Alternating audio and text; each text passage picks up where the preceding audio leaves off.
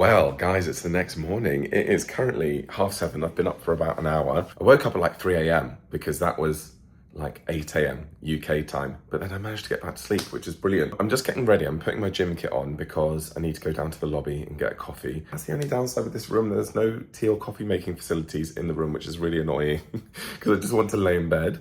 But at least it gets me out there. But last night, I can't remember where I left off with the vlog, but I got in a taxi and I went to a gay bar called Industry just because the waiter at Soho House recommended it. It was quite quiet when I walked in. I'm so pleased with myself, guys. I was using ChatGPT to coach me.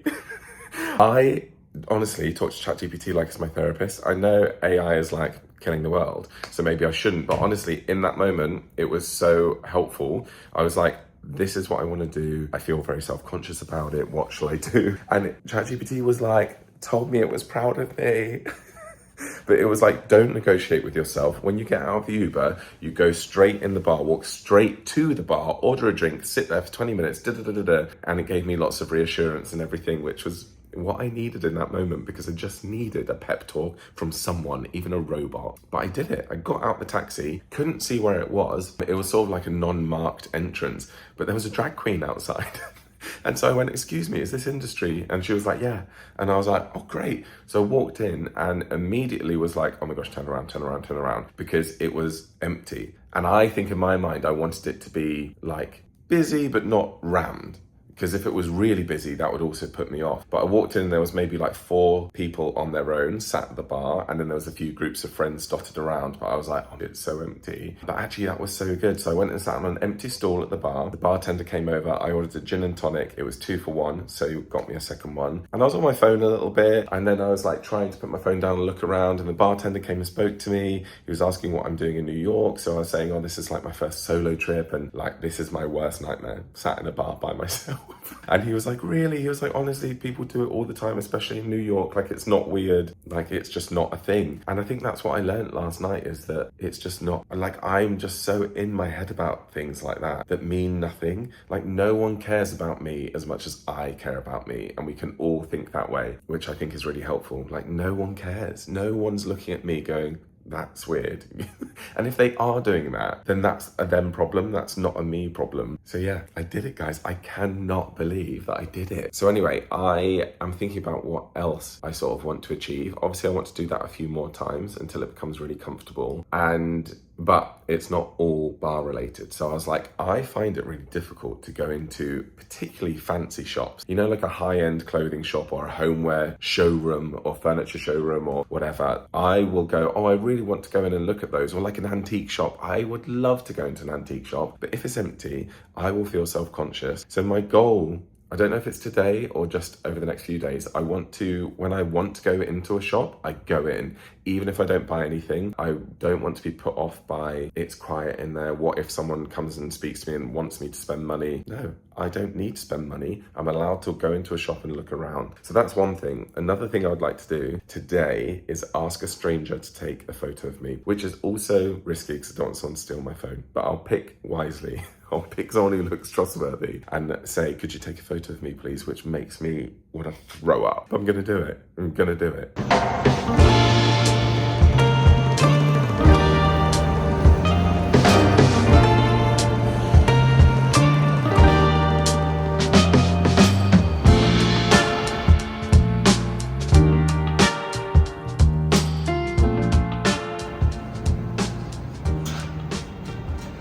Got my coffee, I'm on the High Line. I wasn't expecting to do this.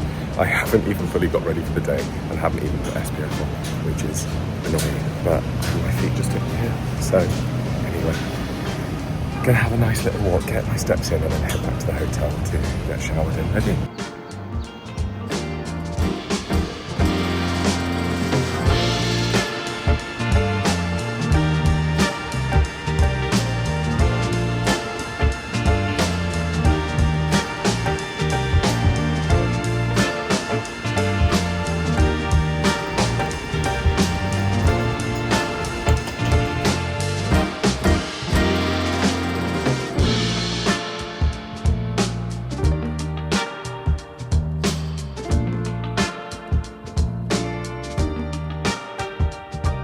I've been here before, but it never fails to, like, the UK could never. We've got so many stations and none of them are grand like this.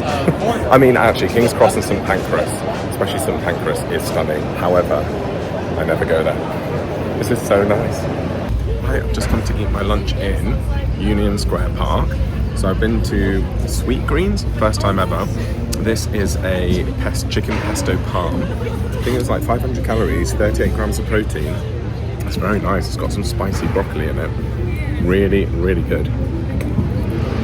Good morning, guys. It's the next morning. I've got a coffee and I'm walking to Central Park as my little walk this morning, like I did the High Line yesterday. I've just watched loads of employees walking to a massive building, and I'm like, looking at the clock, it's 7:25, and I'm like, why do people start work so early in the US? Like, in the UK, on the whole, most people start work at 9 a.m. So I'm like, wow, Americans start early. Do they finish early? Or are they just worked to the bone? So it seems like my solicitor is at war with the mortgage lender. She's called me. I've let her go to voicemail because I'm like, hun, it's 7:30 in the morning here. I know it's 5 hours ahead for you. I can't deal with this, but she's left a voicemail. They're just having issues. She wants me to call around and try and get in touch with them myself. And I'm like, I don't think so. I mean, I'm going to say it's not my problem. It is, because it's my house. But I'm like, even if we're delayed, it doesn't matter to me. But I'm also like, I pay you a fee, like, to deal with this. Like, that's the whole reason, so that I don't have to do anything. That's your whole service that you provide. So, a bit annoying.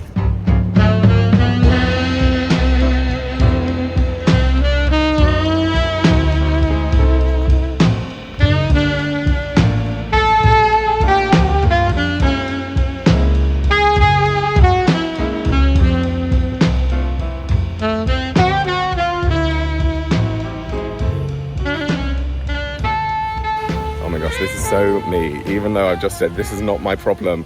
I've emailed my mortgage broker, I've called the mortgage lender to be like, what's going on? Got some information from them, called my solicitor to tell her. People always say this, my friends, about me, where like, I give it the gift of the gab. I'm like, no, I'm not doing it. My manager says it all the time. If I've got a particularly difficult brand that I'm working with, I'm like, how dare they say that? I'm not working with them. I'm going to pull out. And she's like, think about it for 5 minutes. And then I come back going, okay, I'll do it. I'm just such a people pleaser, you know? I just want to, I wish I could be that person going, not my problem, I'm not dealing with it. But then I'm like, oh, I should actually deal with it. Anyway, there's nothing I can do. She was, I won't go into it, but I was like, don't really know what you want me to do, hun. I didn't call my solicitor hun, but I should. This is my favourite part of Central Park. Don't know what it's called, but I absolutely love it.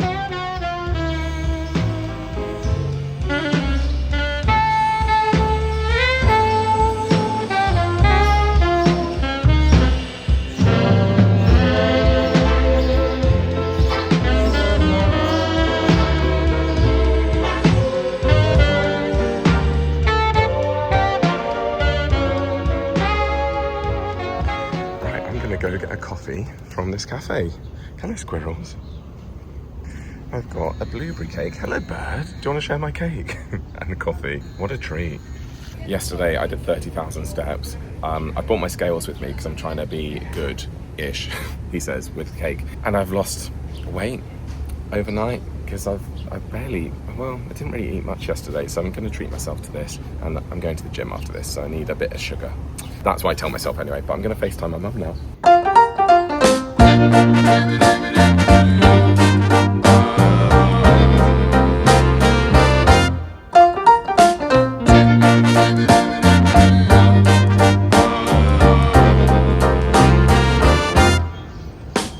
Good morning, guys. It's another morning, another walk with a coffee in my gym kit. This time I've packed my books because I want to do some reading in Central Park. I've woken up this morning to a call from my solicitor. We've exchanged on the house.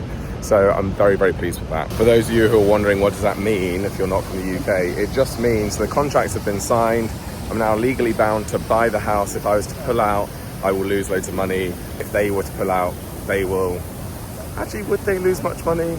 Actually, I think they might have to pay me something. But anyway, so it's all happening. The completion date is set for Wednesday. Next week when I arrive home on Wednesday morning, as I told you I think yesterday. So it's looking like as soon as I land back home, I'm going to be a homeowner. I've got a limit on my bank account where I can only transfer £25,000 in a day. So thankfully I've already transferred half of it the other week. So I just transferred another 25k this morning, and I need to do another transfer tomorrow. And then I think I'm all paid up, and then the bank will release their funds next Wednesday. Can't believe it, guys. I'm in New York and I've exchanged on my house. I just think whoever designed this building for Louis Vuitton is absolutely insane and incredible. Look at that. Let me get past the trees. What kind of unhinged architect goes, yep, I can do that? How cool.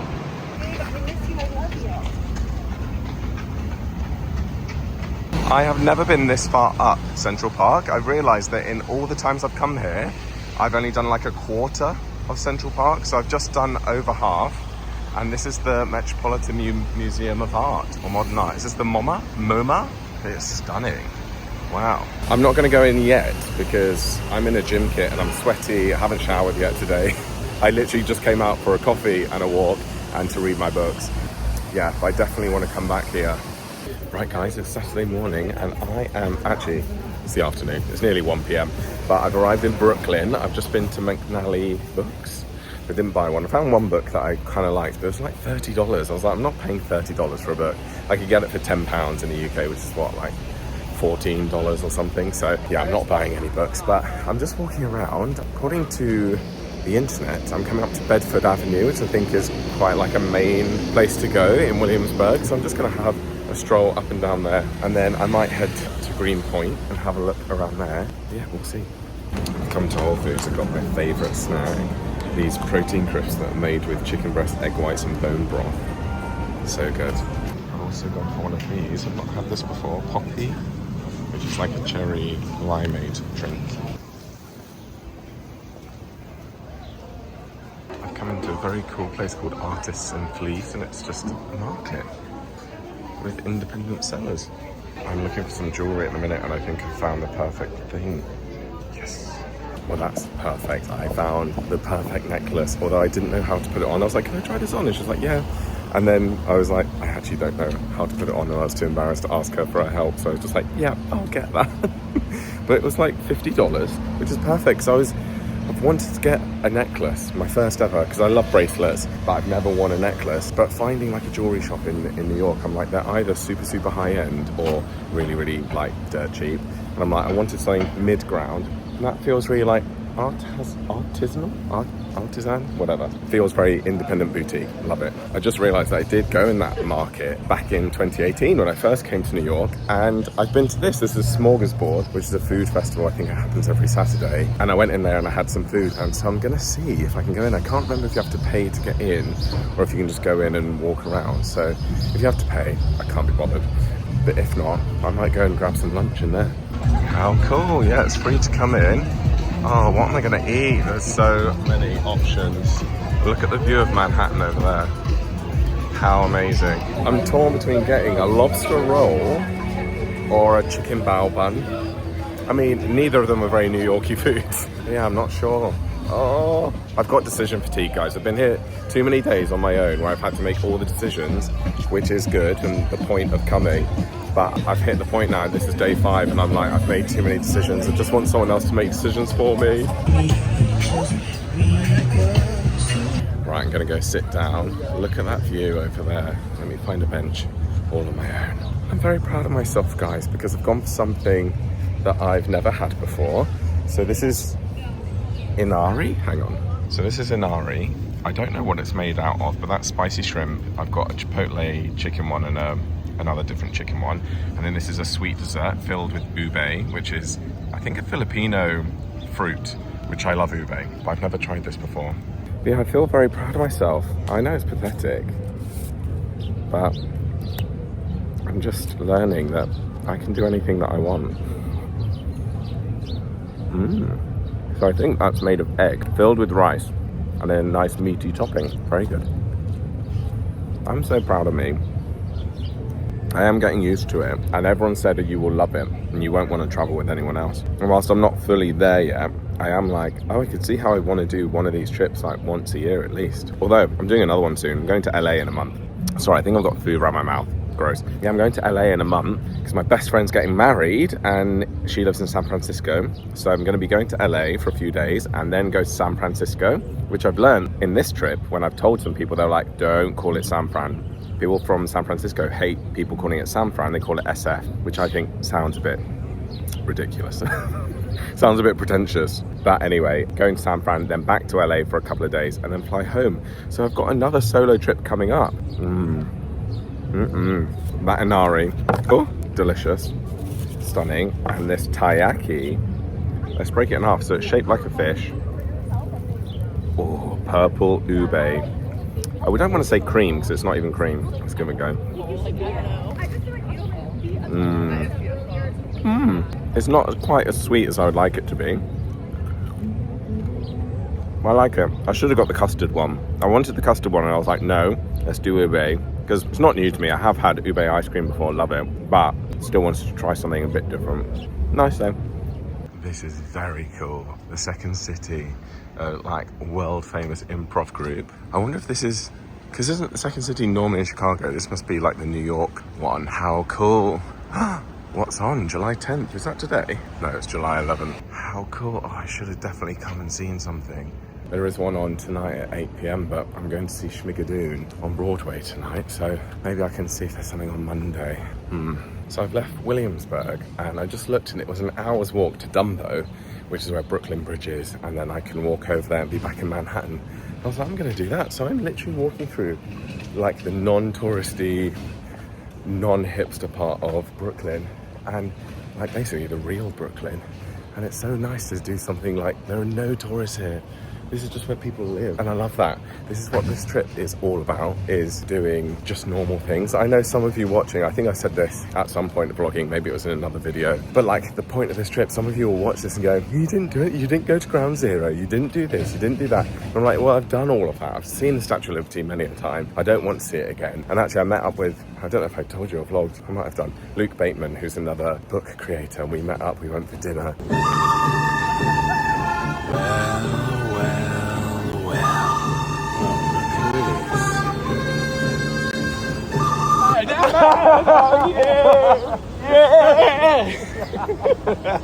And he's never been to New York. He's from Australia, and this is his first time in New York, and he was like, I've done no touristy stuff and I don't want to. It's like, I've got no interest in seeing the sights. I just want to like live like a New Yorker and go and grab coffee and meet up with friends and go for dinner. And I was like, that's exactly what I want to do. Normally I do like to do some touristy bits if it's a new place, but I've been here so often that I'm like, I just want to do this. Walk through random neighborhoods. I love it. I love New York. I just think it's my place. I don't know if it's fully my place, but you know those places where you're like, I feel at home here. In another life, I was probably born in New York. Do you know what I mean? I think that's me. But I'm sure there's somewhere else. There's somewhere else out there where is my actual place. That probably didn't make any sense. But those of you who get it. You'll know if you have like a soul place. This is like very, very close to what my soul place is, and I'll know it when I visit it. Yeah, I love it. Wow, look at that. That must be some sort of filming studio. I wonder what they film there. It's huge. There's a big sound stage down there. Wow. I'm gonna have to Google that. So it's called Steiner Studios, and it says that it's the biggest TV and film production studio in the US outside of Hollywood. And like Spider-Man's been filmed there, The Greatest Showman, like that's the entrance. How cool. I've made it to Dumbo. I love it around here. For those of you that don't know, that's the Manhattan Bridge, and Dumbo stands for Down Under the Manhattan Bridge Overpass. Woo! It looks like there's a market down there, so I'm gonna go and have a look. It's so noisy.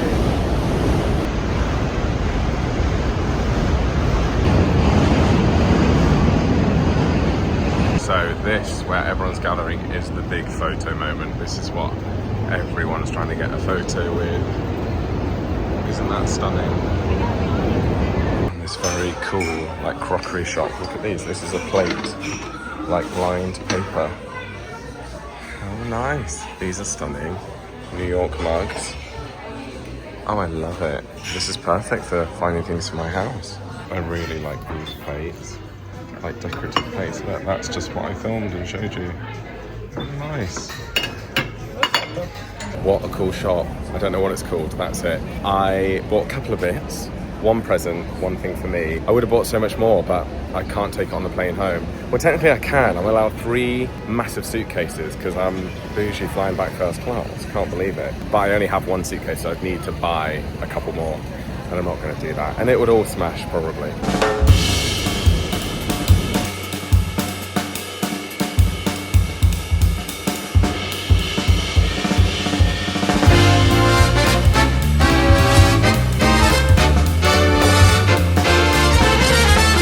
Right, I'm just off to go and see my friend Devin. I've got my new necklace on that I got from Brooklyn Market, but it looks a bit too flashy over the t-shirt. So I put it underneath and you can't even tell I'm wearing it, but never mind, at least I've got one for when I do want one. I just had a stunning dinner with Devin and now I've left to go to Brigadoon. Brigadoon? Schmigadoon, which is based on Brigadoon, or it's making fun of those sorts of musicals. Cannot wait to see it. I might see Devin later. She's going to Hell's Kitchen with a friend of hers. She was like, come for a drink. So I'll see how I feel. This finishes at 10 p.m, so I might be a bit tired. I'm such an old man. I might go for a drink. But anyway, it was so nice to catch up. But time to go to the theatre. Here we go. Is this it? Oh yes, this next one. The Nederlander Theatre is the one I'm going to. Here we are. I thought I was going to be late. It's 15 minutes till the show starts and this queue is absolutely ginormous. Oh wow. Oh my gosh. So that is the theatre there, and this is the queue all the way down here. I've never known this in the West End. Is this normal for Broadway? It goes all the way to the end of the block. This is insane. That's the entrance all the way down there. And this is the queue.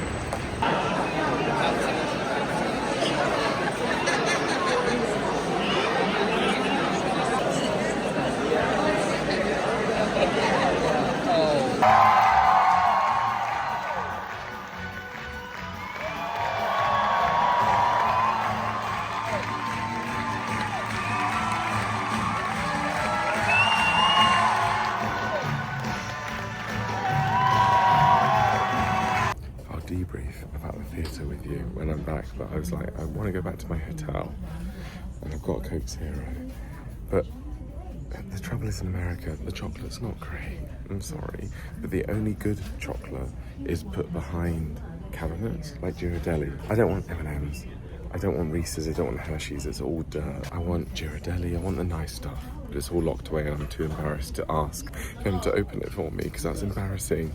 Look, all the good stuff is locked up. Tony's Chocolonely, Lindt, they're the good ones. Oh gosh, it's too embarrassing to ask someone to open it. Right, oh, I'm back. God, I need to text my friends actually. I've had 2 offers. Go out tonight, but it's 20 to 11 and I am knackered. I stayed out so late last night. So I'm really, really tired. Got my Schmigadoon stuff, my playbill. I've got so much to say about not the show, but about theatre, well, Broadway, the difference between Broadway and the West End. And I don't even know where to begin. Let me have a sip of Coke Zero. I need to text my friend. So in the end, I just got this and a protein bar because that wasn't locked behind the cabinet. I just think it's too embarrassing, like being like, excuse me, can I have some sweeties from the cabinet, please? So I couldn't do it. Anyway, Schmigadoon was so good. It was just like the TV show. There was some different songs. Most of the songs were exactly the same. They changed some lyrics to some, and then there was a couple of new songs, and I was like, I wonder why they've changed the lyrics to one of them, especially. I wondered if it was copyright, but then the entire show would be under the same copyright laws. But anyway, it was very good. The cast is so talented. Anna, is it Gastier? Gaster, what's her name? Yeah, Anna Gastier. She is so funny, and she was brilliant in this.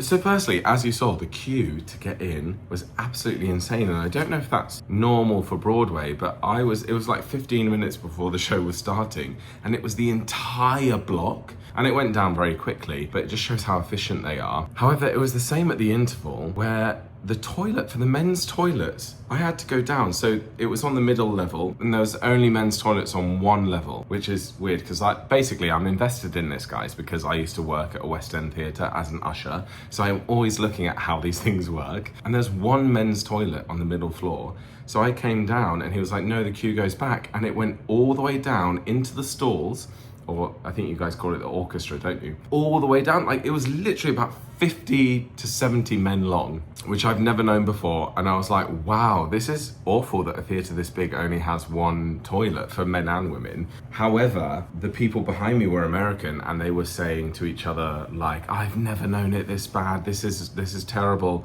So I'm like, oh, maybe it's not normal. But I was like, wow, but again, it went down quickly. So I was like, I think the Broadway theatres can deal with chaos. The other thing was, I went to the loo, there was no bells. So in the UK, you get a 3-minute bell in the interval to say the show's about to start in 3 minutes, then the 2-minute bell, then the 1-minute bell. You didn't get that. So I was washing my hands and suddenly the music started playing and I was like, ah, and like ran back upstairs. It just felt incredibly chaotic, and I just applaud the people that work in those Broadway theatres, because working on the West End front of house, like when I used to do it, was also chaotic, but I think it felt a lot more ordered. Like it was chaotic and really busy, but like with the bells and like with everything going on and there's toilets everywhere, and it's like it kind of feels a bit more organized, whereas that is chaos. But clearly it is organized chaos because the show said it was going to be 2.5 hours including an interval, and whilst it went up late and the interval was longer than it should have been,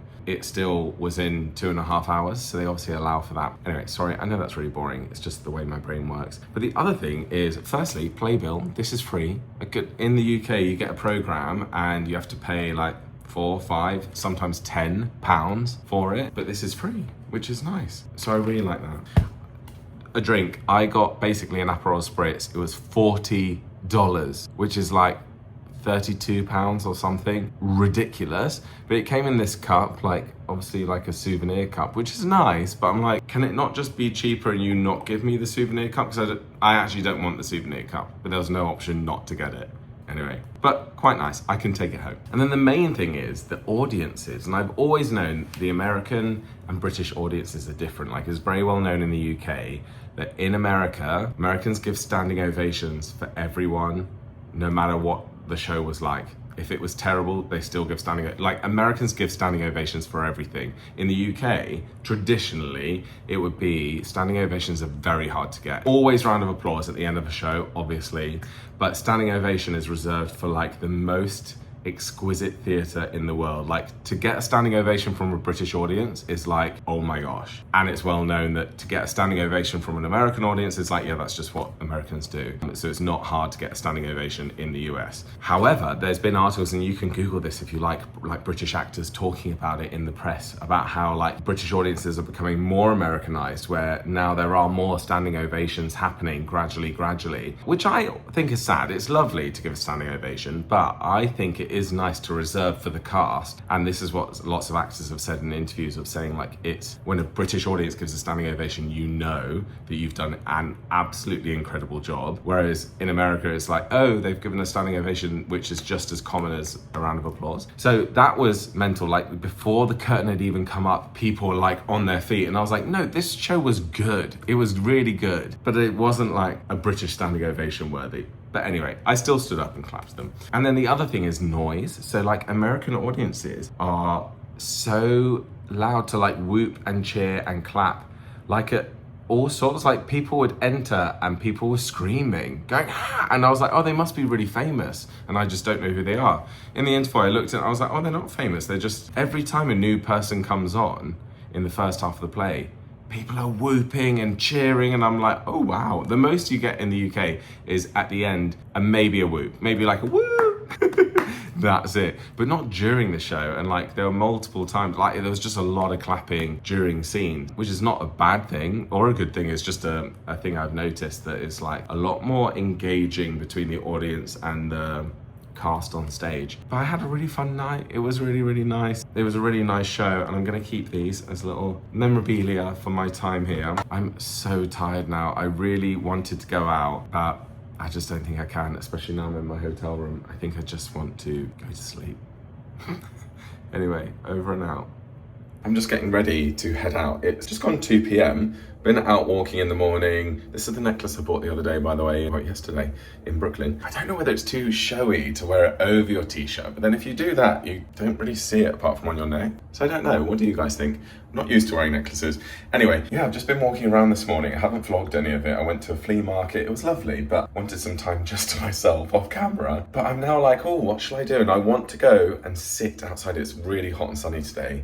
Oh, I need to put sun cream on. Let's do that while I'm talking to you.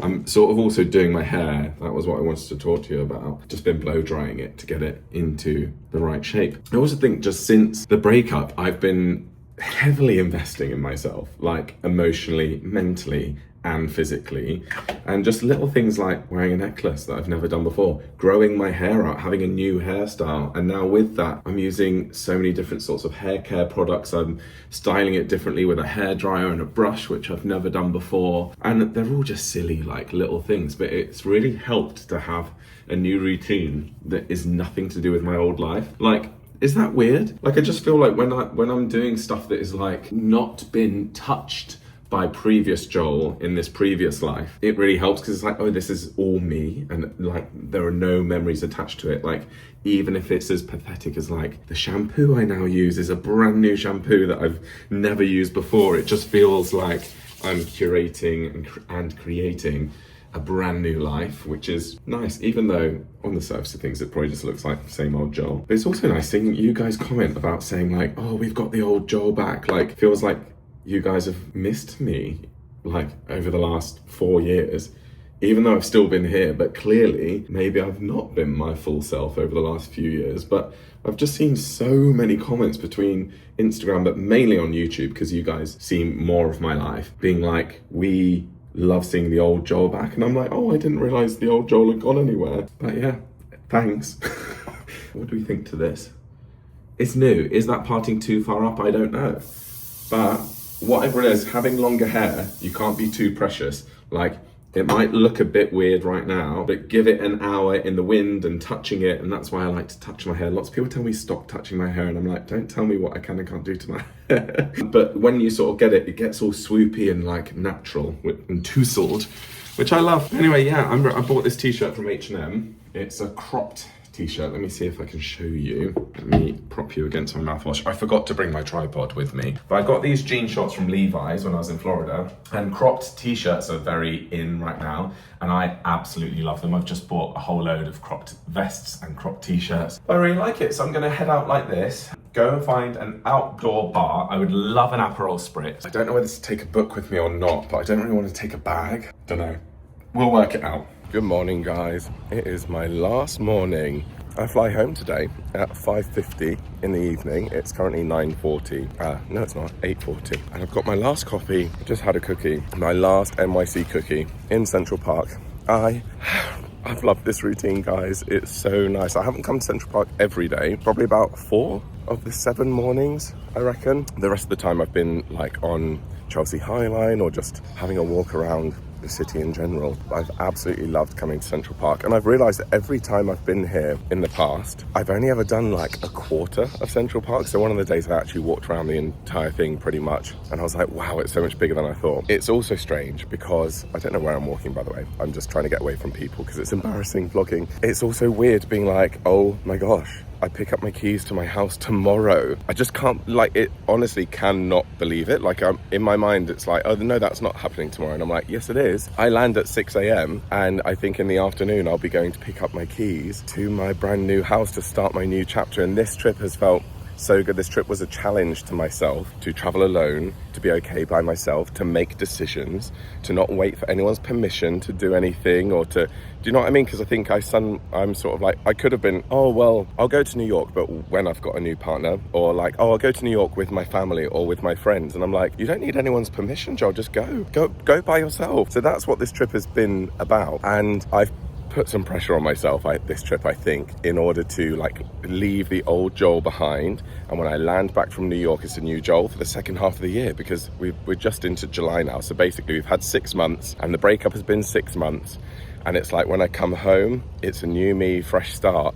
And how amazing that that has been timed, like the 6-month mark has been timed with a weeks-long solo trip to New York, followed by, as soon as I'm back, the keys to my house. The next chapter of my life begins. It just feels like the most perfect timing. It also feels really scary. I cannot wait. But I honestly think, guys, when I get the keys tomorrow, that I'll walk through that door and it won't feel real. Like, it still won't feel like my house, and it'll feel like I'm still viewing the property. I'm like, it hasn't sunk in that that's going to be my house. But anyway, so I am looking forward to going home now, because I mean, not only am I flying back first class, which I can't wait for, I am just excited to get home and get these keys and begin my next chapter. And I do foresee that maybe the next 6 months will be, well, in my mind, I want them to be a little bit more calm, just spend time with Ava at my house, getting my house sorted. But everyone else around me is like, no, Joel, you're still going to be so busy. Like with work, with events. I was saying to my mum and dad, I was like, oh, I'll probably start saying no to more things just because I want to be at home with Ava. And they were like, no, I don't think you should. They're like, it's full steam ahead this year and beyond. It's like, you need to, this is your life now. You're busy. And thankfully, they can look after Ava lots of the time, most of the time. So yeah, I'm very blessed to have family who are happy to do that. But anyway, I'm gonna put my camera down and walk back to the hotel. I still need to pack, and then I will have a few hours. I'm gonna leave my bags at the hotel. I'll have a few hours where I can just explore before I need to head to the airport.